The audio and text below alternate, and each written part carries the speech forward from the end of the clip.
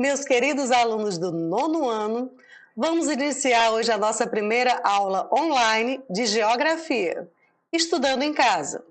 Primeiro, pegue o seu livro de Geografia. Hoje o nosso assunto é globalização. Só relembrando a última aula. O que é globalização? Globalização é um termo que se refere a um conjunto de ações que interligam e tornam interdependentes os países em termos econômicos, culturais, sociais e políticos. A globalização pode ser considerada uma fase do processo de mundialização iniciado com as grandes navegações no século XV.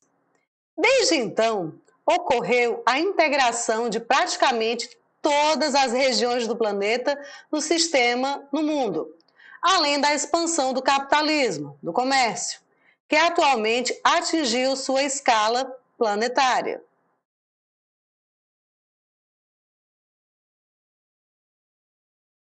Então, hoje nós temos nas nossas mãos uma facilidade muito grande na questão das comunicações. Se você quiser falar com alguém no outro lado do planeta, basta pegar o celular ou entrar na internet. Hoje nós podemos comprar, a questão da economia. Você gostou de um tênis, você não precisa mais ir na loja física, você pode apenas também, usando a internet ou o celular, você pode realizar a sua compra. Isso é o lado positivo da globalização, mas, como tudo, a globalização tem o seu lado positivo e o seu lado negativo. Vamos ver os efeitos da globalização. Página do livro 20. Diferenças entre países. A globalização ampliou as desigualdades internacionais, já é um fator negativo. Enquanto os países desenvolvidos têm grande participação no comércio mundial e sua população tem melhor qualidade de vida, os países menos desenvolvidos continuam à margem da economia mundial e sua população enfrenta problemas como o aumento do desemprego e da desnutrição. Observe o quadro ao lado. Você sabe como a globalização influencia a transformação do espaço geográfico? Em que medida os impactos causados por ela são positivos ou negativos? Eis a questão. Efeitos. Aí você vê um globo, né, um globo terrestre, o nome globalização, representando que todos os países, a questão da economia, da comunicação, a partilha de informações, as telecomunicações, a mundialização, migrações. Hoje é muito fácil você viajar. Você mora aqui em Pentecoste, você quer viajar para Fortaleza, quer viajar para os Estados Unidos. Basta você pegar um voo, né, no aeroporto e você vai. E, é claro, ter condições financeiras para isso. Então, as migrações hoje elas estão muito facilitadas. Interações entre pessoas de diferentes nações. Você pode estar conversando pelo WhatsApp ou num fórum na internet com pessoas de outros países. Tecnologia de informática. Hoje, praticamente, todos nós temos um computador em casa. Lembrando que o computador, o celular, ele pode ser um computador de mão. Ele serve para você navegar na internet, você precisa digitar alguma coisa simples, ele também, você consegue. Então, quase todas as pessoas têm. É claro que ainda existe uma pequena parcela da população mundial que não tem acesso. A questão também, o efeito da globalização, o turismo, que ele também aumentou bastante com a globalização, com a facilidade dos meios de transporte. Exportações estão mais fáceis hoje. Se eu quiser comprar um produto vindo da China, eu compro pela internet e ele chega na minha casa, não precisa ir na China. Modernização. Hoje as coisas estão bem mais modernas. Nós, quando criaram o primeiro telefone, ele era fixo. Hoje já tem um telefone celular. Antigamente o telefone celular parecia o tamanho de um tijolo. Hoje ele já está praticamente portátil, já ficou grande, já ficou pequeno. Cada dia surge um novo modelo de celular. Isso é o efeito da modernização. Muitas coisas foram se modernizando. E as partilhas de culturas. Hoje você pode apreciar diferentes culturas que estão pelo mundo. Lembrando, toda cultura ela é importante. Então é importante você conhecer e apreciar, mesmo ela sendo diferente da sua. Né? Ela tem o mesmo valor. Continuando a leitura do livro. Em muitos países emergentes, ou seja, que estão surgindo, estão crescendo agora, ampliaram-se também as desigualdades regionais. A Índia, por exemplo, é um dos países emergentes com grande desigualdade regional. No entanto, nos últimos anos, seu crescimento econômico tem sido alto, sobretudo nas áreas urbanas, nos setores industriais e de serviços. Desde meados da década de 1990, a região de Bangalore, uma das cidades mais importantes da Índia, cresce sustentada pela indústria de tecnologia de informação, em especial de softwares.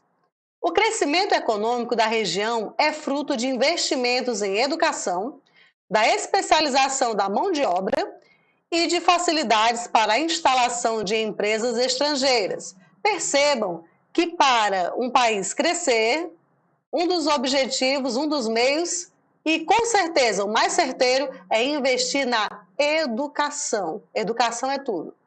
Os resultados são a melhoria na oferta de empregos e na qualidade de vida da população.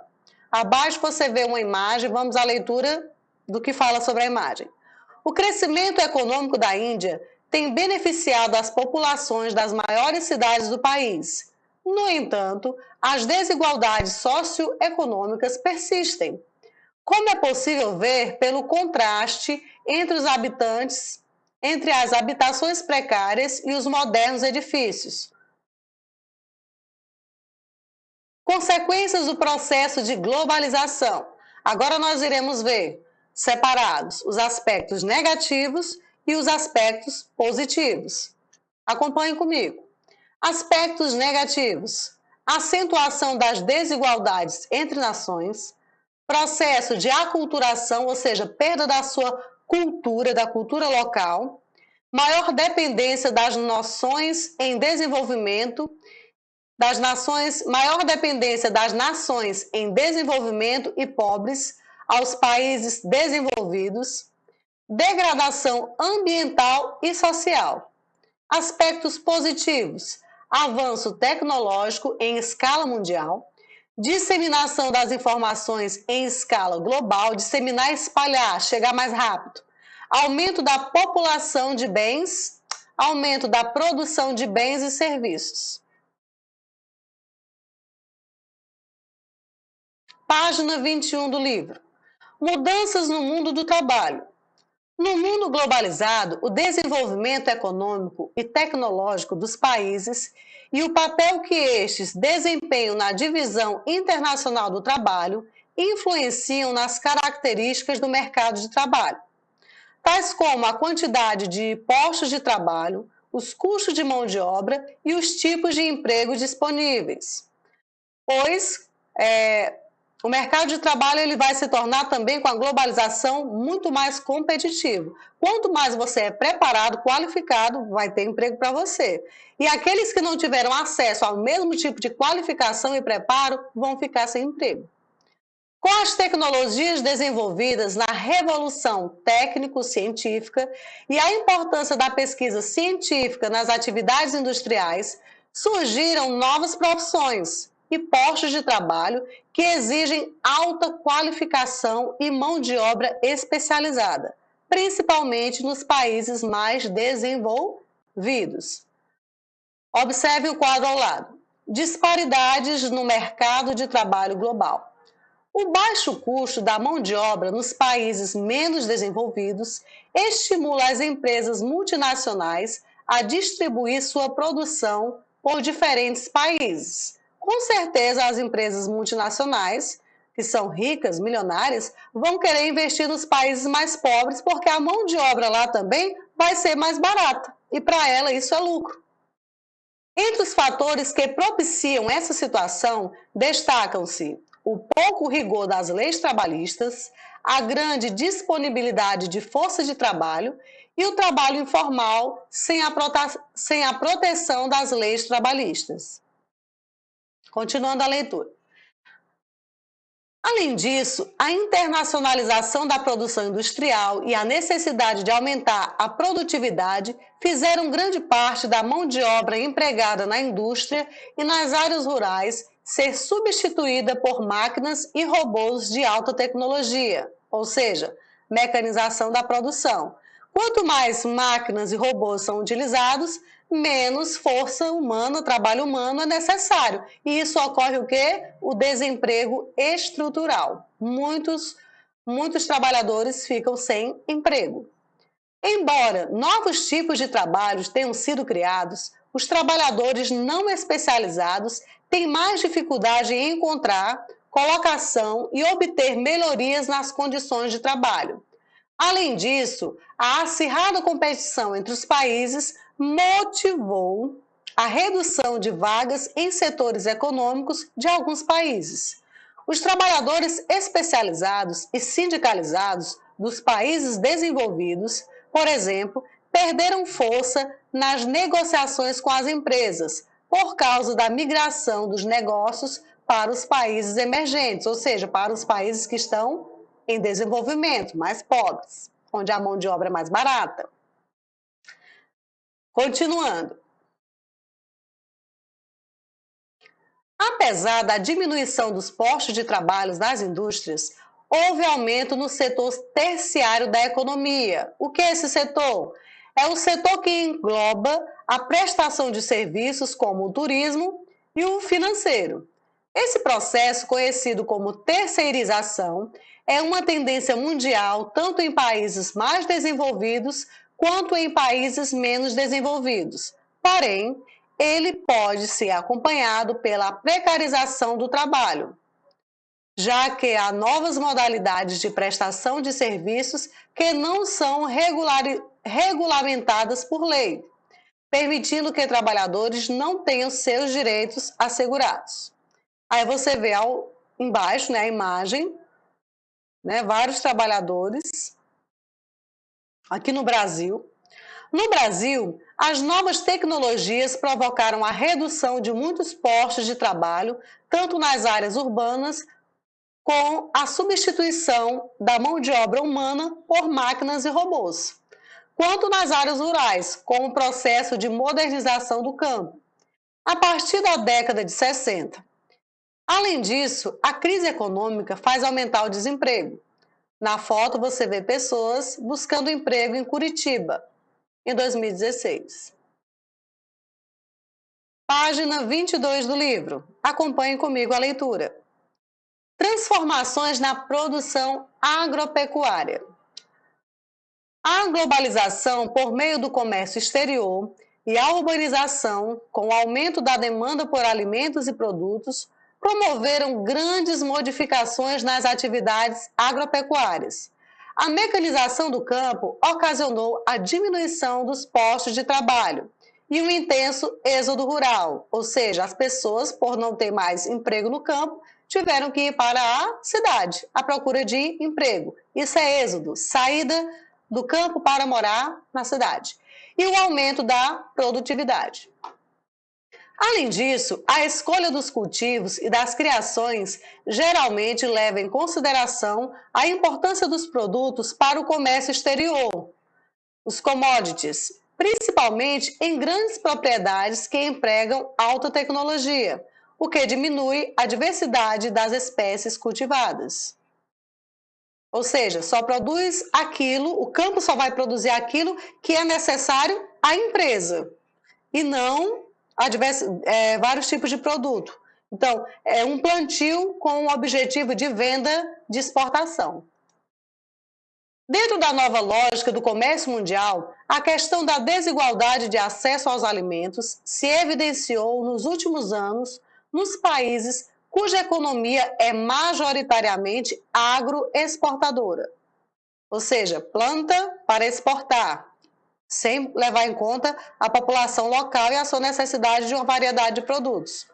Priorizar a produção agropecuária para exportação, em vez de produzir alimentos destinados à alimentação da população, pode dificultar o acesso da população mais pobre aos alimentos, pois diminui a oferta de alimentos e aumenta o custo dos produtos. Tal situação coloca em risco a segurança alimentar desses países. Segundo a Organização das Nações Unidas para a Alimentação e a Agricultura, a FAO, quase 70% das culturas agrícolas não são nativas das regiões onde estão sendo cultivadas ou consumidas. Continuando a leitura. Além disso, para serem exportados para os diversos países ao redor do mundo, os produtos agropecuários devem atender a rígidos padrões internacionais sanitários e de produção. Assim, os grandes e pequenos produtores tiveram de adaptar suas produções. Os críticos desse processo afirmam que essa imposição de padrões de produção pode extinguir as práticas tradicionais locais e priorizar uma espécie vegetal em vez de outra, excluindo assim espécies que também são benéficas para o consumo humano. Por outro lado, o estabelecimento de padrões garante a qualidade da produção. No Brasil, ao longo das últimas décadas, houve um intenso processo de reestruturação da produção agropecuária visando ao comércio exterior, o que intensificou o processo de mecanização do campo, aumentando a concentração fundiária e o uso de tecnologia aplicada nas atividades do campo. Aí vocês veem a imagem. No Brasil, o agronegócio estimulou o desenvolvimento de muitas cidades, onde são encontradas diversas empresas prestadoras de serviços para as atividades agrícolas. Página 23 do livro. Cultura, propaganda e consumo. Nessa imagem você pode analisar, né? Você vê o mapa do mundo, só que em vez de ter, né, as regiões, você tem marcas. Você tem Microsoft, Citi, Samsung, Nokia, Google, HP, Marlboro, Coca-Cola, Gillette. Então, isso aqui, justamente na questão da globalização, ele está sugerindo o quê? Que essas empresas, mesmo elas tendo a sua sede no seu país de origem, elas estão presentes em todo o mundo, estão globalizadas. Então, vamos à leitura. Acompanhe comigo. Cultura, propaganda e consumo. Como visto, o avanço dos meios de comunicação e o intenso fluxo de informações permitiram o crescimento da troca de experiências e conhecimento entre as pessoas. Com isso, muitas mobilizações e movimentos sociais se fortaleceram e se aproximaram. A divulgação desses movimentos se deu para um número cada vez maior de pessoas que tiveram nas redes sociais e nos aplicativos de mensagens importantes meios de divulgação e organização. As manifestações em países árabes contra os respectivos governos, conhecidas como Primavera Árabe, são um exemplo desse fenômeno. Por outro lado, a facilidade na divulgação de informações também gera uma grande disseminação de notícias falsas, que são as chamadas fake news, promovendo desinformação com poder de influenciar as opiniões das pessoas e a política nos países. Isso é muito notório e presente no nosso país. Só o que tem no Facebook são fake news, mensagens falsas. Por isso que a gente tem que ficar antenado para não praticar esse reenvio de fake news. Continuando. Além disso, a atual fase do capitalismo se caracteriza-se pelo consumo, cada vez mais intenso e mais rápido de mercadorias. As grandes corporações, para aumentar constantemente suas vendas, buscam diversificar seus produtos, aumentando e criando novas demandas. A velocidade na substituição dos produtos é favorecida pela tecnologia, que os torna obsoletos, ou seja, ultrapassados, em períodos cada vez mais curtos. Por isso que quase todo dia tem um modelo de celular diferente, tem um tipo de maquiagem diferente, uma cor mais moderna, um esmalte mais brilhante e assim sucessivamente. Isso é uma estratégia das empresas para atrair o consumidor para que ele venha a gastar, ou seja, a consumir mais, comprar mais, levando ao descarte, então, desses produtos mais rápido e ao desperdício de recursos. A propaganda tem grande efeito sobre o consumo, ao criar novas necessidades para a sociedade de consumo.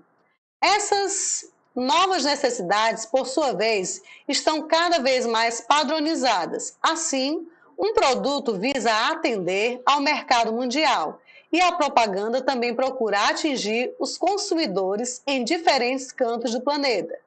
Impõe-se, dessa forma, a uniformização e a padronização de gostos e necessidades, como se pode observar nos shopping centers, considerados símbolos do consumo globalizado.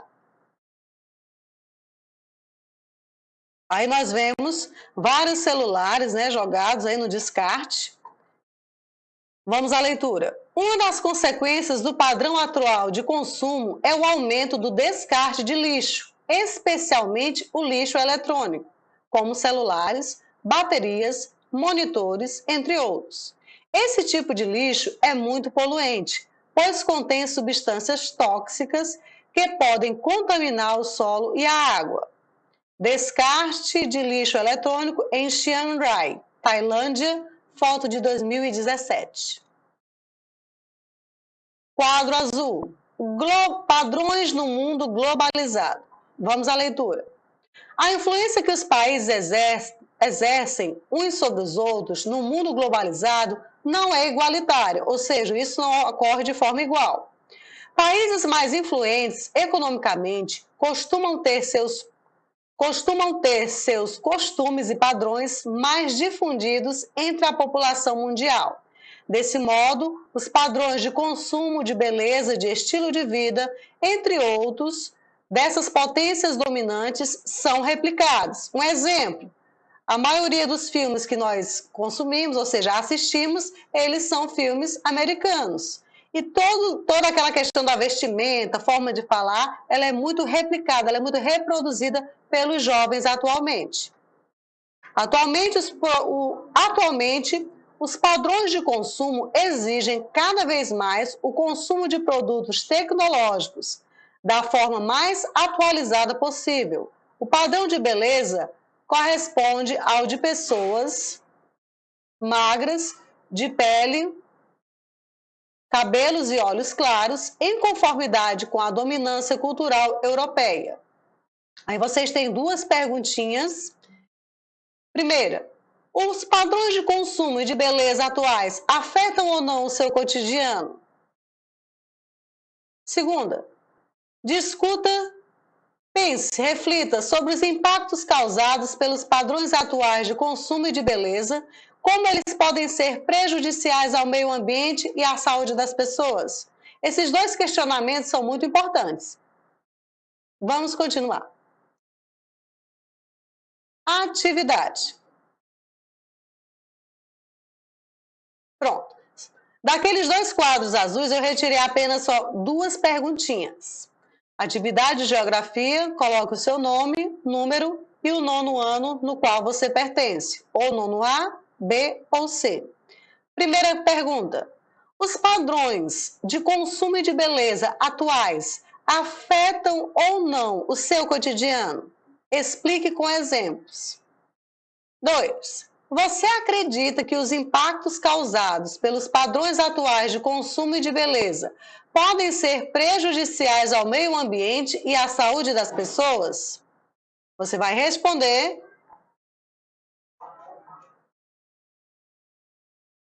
Depois vai me enviar essa foto para o meu WhatsApp, somente a atividade. Lembrando que ela é muito importante para garantir o seu sucesso, o desenvolvimento da sua aprendizagem. E vamos finalizando. Eu conto com a participação de todos vocês, meus queridos alunos do nono ano. Vamos estudar. É o último ano, né, no ensino fundamental, o próximo ano é ensino médio.